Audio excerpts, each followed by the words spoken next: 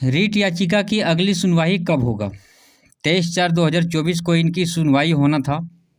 पिछले महीने मार्च में इनका लिस्टेड हुआ था केस। ये रीट याचिका की जो विश्व भारती जन सेवा संस्थान की तरफ से जो दिया गया था सुप्रीम कोर्ट में, इनका डेट पड़ा था 16 अप्रैल को। हम सबको पता है पिछले महीने में ही इनका केस लिस्टेड हुआ था और इसका डेट 16 अप्रैल को पड़ा था, मार्च में लिस्टेड हुआ। तो हम सबको एक खुशी हुआ था कि रीट याचिका की सुनवाई 16 अप्रैल को होगा, हम लोग को कुछ राहत मिलेगा निवेशकों को। लेकिन 16 अप्रैल को डेट बढ़ा के 23 अप्रैल कर दिया था। हम सबको पता है 23 अप्रैल को जो डेट दिया था वो बहुत ही खास डेट था उस दिन का। उस दिन का जो पिनाक पानी मोहंती जी का केस और बहुत सारे ऐसे सारे को वहाँ हाजिर होना था। जिस तरह से मैंने पिछला वीडियो में बताया था कि भारत का संघ, भारत सरकार के संयुक्त सचिव, वित्त मंत्रालय के माध्यम से भारत का संघ, ओडिशा राज्य के राज्य सचिव, ओडिशा राज्य गृह सचिव के माध्यम से और संयुक्त निदेशक के माध्यम से निवेश का केंद्रीय भवन, प्रवर्तन निदेशालय के माध्यम से और भारत सेबी भवन की सुरक्षा और विनियम बोर्ड, सहकारी समिति का केंद्रीय पंजीकरण और सहकारी समिति का राज्य पंजीकरण, मतलब जितने भी केस थे सहारा को लेकर जो विभाग थे, सभी विभागों को उस दिन हाजिर होने का डेट दिया गया था 23/4/2024।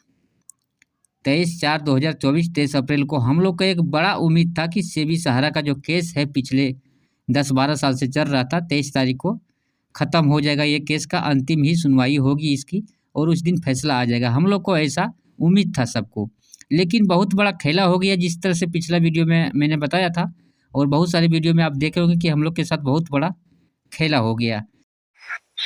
सर, आपसे एक सवाल करना था। विश्व भारती जन सेवा संस्थान की तरफ से हमने जो रीट याचिका लगाई थी, जिसकी सुनवाई आज होनी थी, जो नहीं हो पाई है, उस पर आप थोड़ा सा प्रकाश डालिए कि फर्दर इसमें आगे क्या कार्रवाई होने जा रही है।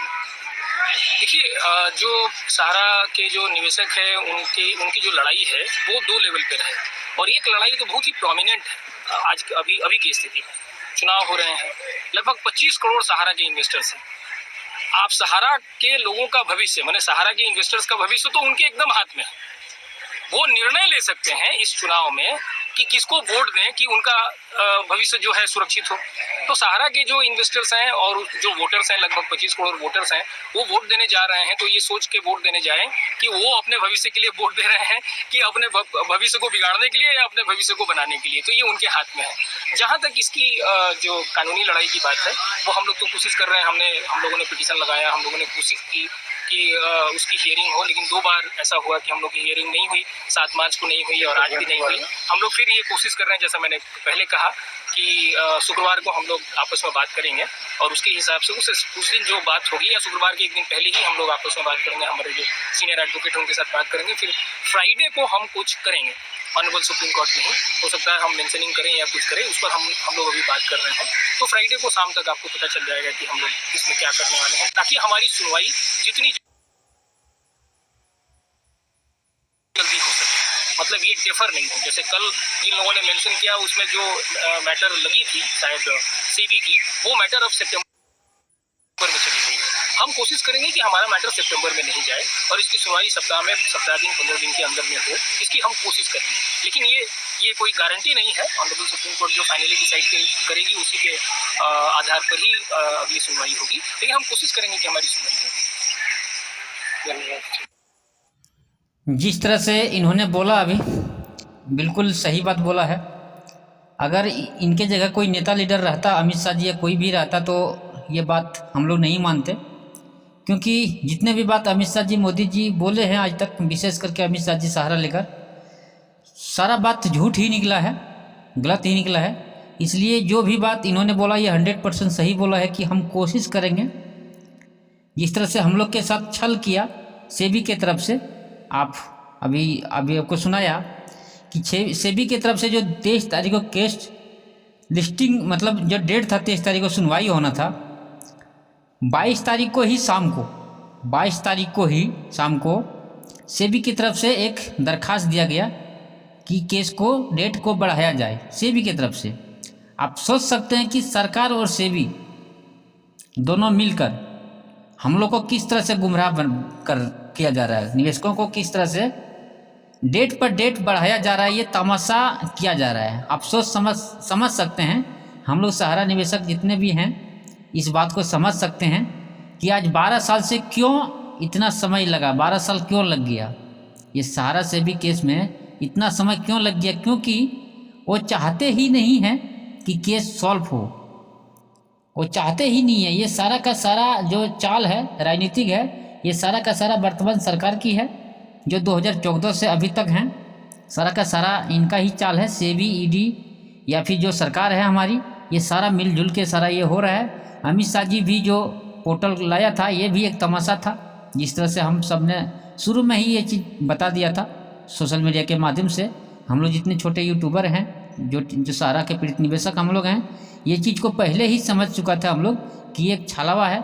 जिस तरह से पिछला वीडियो में बताया था, इस वीडियो में बताया इन्होंने कि जो पोर्टल पे जो पैसा 5,000 करोड़ रुपया जो लिया गया था सेबी की तरफ से, वो गैर कानूनी था।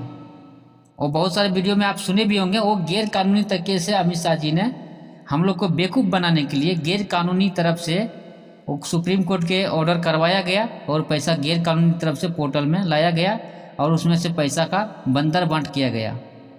आप समझ सकते हैं। हम लोग देखिए इस तरह का बात क्यों बोलते हैं, क्योंकि हम लोग अपडेट रहते हैं, हर तरह का बात सुनते रहते हैं, अपडेट जानकारी रखते रहते हैं। और हम लोग का पैसा फंसा हुआ, गाढ़ा कमाई फंसा हुआ, मेहनत का पैसा फंसा हुआ है। तो हम लोग चाहते हैं कि जिस तरह से हम लोग धोखा खा चुके हैं, हम लोग जिस तरह से धोखा खा चुके हैं, ऐसा धोखा हम लोग के साथ दोबारा ना हो, इसके लिए हम लोग जागरूक रहना चाहते हैं। और जागरूक अपने जितने हमारे दोस्त साथी हैं, जितने गरीब निवेशक हैं, हम लोग जिनको पैसा जमा करवाए हैं, जितने हमारे जैसे दुखी लोग हैं, पीड़ित लोग हैं, उनको ऐसा दोबारा उनके साथ गद्दारी छलावा ना हो, इसके लिए हम लोग बस सोशल मीडिया के माध्यम से अपना विचार व्यक्त करते हैं। देखिए बात इतना ही ख़त्म करते हैं इस वीडियो में। एक चीज़ ज़रूरी सूचना बताना चाहता हूँ इस वीडियो के माध्यम से, मैं पहले नहीं बताता था लेकिन अभी बताता हूँ कि अगर आप ऑनलाइन शॉपिंग करते हैं तो आप इंडिया मार्ट, जो भारत का ही ये शॉपिंग मॉल है इंडिया मार्ट, वहाँ क्या रेट में सामान मिलता है, मेरे हिसाब से मैं जो यूज करता हूँ इंडिया मार्ट में फ्लिपकार्ट और अमेजन से भी सस्ता यहाँ पे सामान मिलता है। तो आपको वीडियो के डिस्क्रिप्शन में लिंक मिलेगा इंडिया मार्ट का, उस लिंक पे जाके क्लिक करके आप दाम को चेक कर सकते हैं। कोई भी सामान का दाम अमेजन में क्या है, फ्लिपकार्ट में क्या है, और वही सामान का दाम आप इसमें आप इंडिया मार्ट ऑनलाइन वेबसाइट पे जाइए या एप्लीकेशन पे जाइए, वहाँ जाके चेक कर सकते हैं। तो मैं आपको गारंटी दे सकता हूँ कि वहाँ से आपको यहाँ पे कोई भी चीज़ का दाम, कोई भी सामान का दाम कम रहता है। और ये सबसे बड़ी बात है, विश्वसनीय इसलिए है कि ये इंडिया का है, भारत का है। जो फ्लिपकार्ट अमेजन है ये इंडिया का कोई भी इसमें नहीं है, ये बाहर का वेबसाइट है, लेकिन ये इंडिया मार्ट ये इंडिया का ही है और इस पर विश्वास किया जा सकता है।